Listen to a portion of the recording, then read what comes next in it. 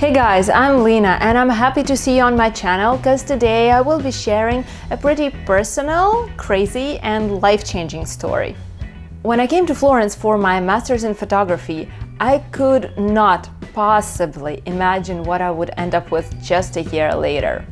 It all started when I casually told my studio lighting professor Massimo that I would love to have an 8x10 enlarger and the school doesn't have one. That night he went online and stumbled upon one, which was not there a week ago, and it was just 5 kilometers from Florence. An Italian-made machine from the 70s, allowing to print from negatives as big as 30 by 40 centimeters, which is roughly 11 by 15 inch, and glass negatives too, used exclusively in typographies. However, the enlarger was enormous. And when I say enormous, I mean something like 1.5 tons. How Massimo managed to load it into the truck and then unload it at his friend's factory all alone is still a mystery to me.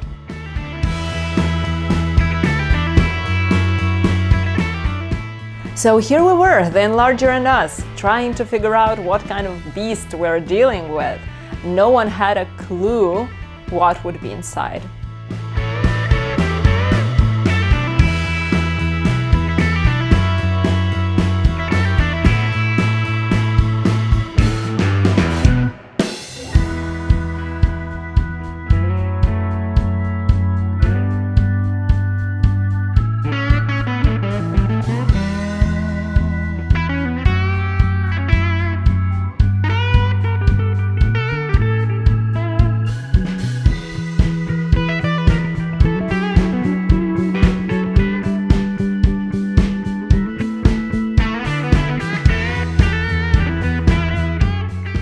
A xenon lamp that would heat up like crazy, requiring very noisy ventilation, motors working from industrial current, and on top of that, no electric security standards existed back then, so using this machine was plain dangerous and outside of factory impossible.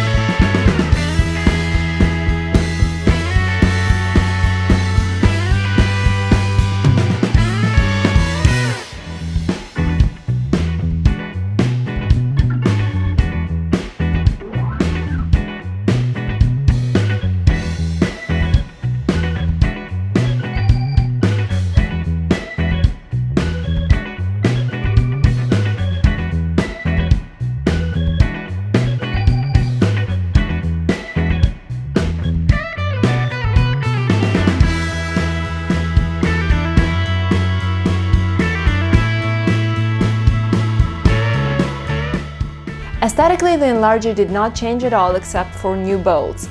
The electric part was removed entirely and replaced with new wires. We first thought of using the converter from 380 to 220 volt, however, we ran into current stability issues and decided to purchase new motors for the head movements and for the focusing. The power supply packs are placed outside of the enlarger, so they heat up and vibrate, but the enlarger is super stable. When I say we decided and did, I mainly mean Massimo, because he is the engineering brain of the project. However, I did participate in something, making the LED head.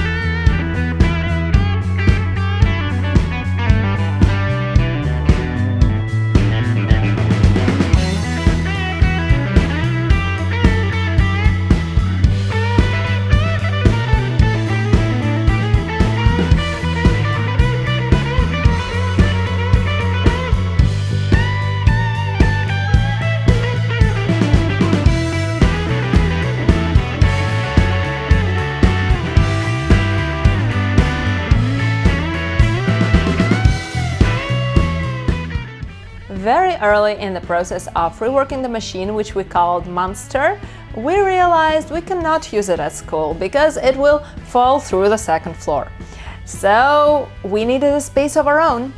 And for a few months we were looking, we found a perfect spot. So while the Monster was still at the factory, we set up a second small darkroom, that one I showed you back in April. This one, the big one, turned out to be so beautiful. Not without a ton of effort. Just imagine putting together the Monster enlarger.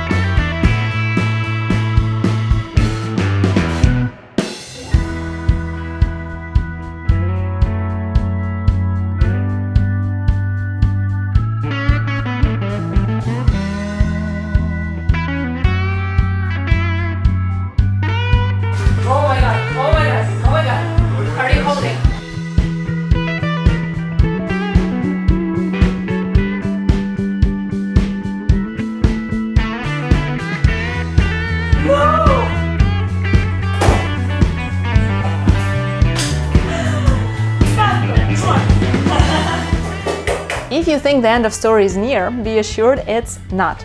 Sometime in summer, I again very casually told Massimo, imagine how awesome would it be finding a second Monster. Not only are they super rare, just try googling Autumn enlarger, nothing. They have mostly been thrown away years ago because no one would use them privately or commercially. And guess what? He found it the next week.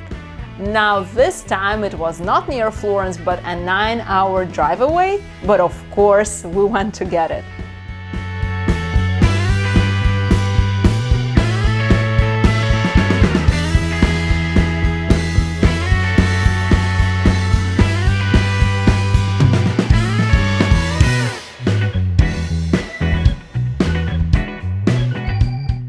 It was one of the few remaining machines at a once huge important typography of Puglia region. Now business closed, everything sold, even no electricity in the building, so we ended up loading the truck in complete darkness using our phones and one flashlight.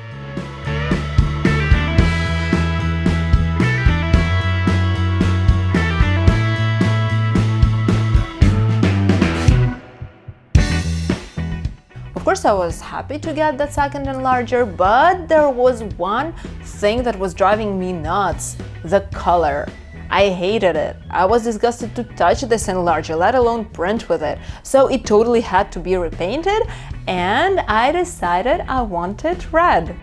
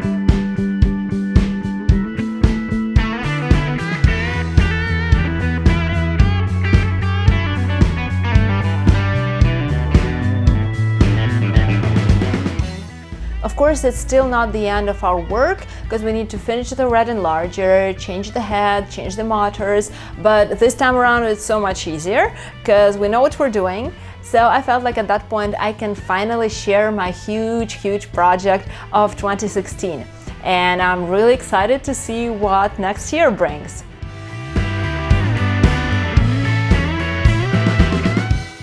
Thank you for watching and subscribe to my channel to never miss a new video, and follow me on Instagram to never miss a new Darkroom print. Bye!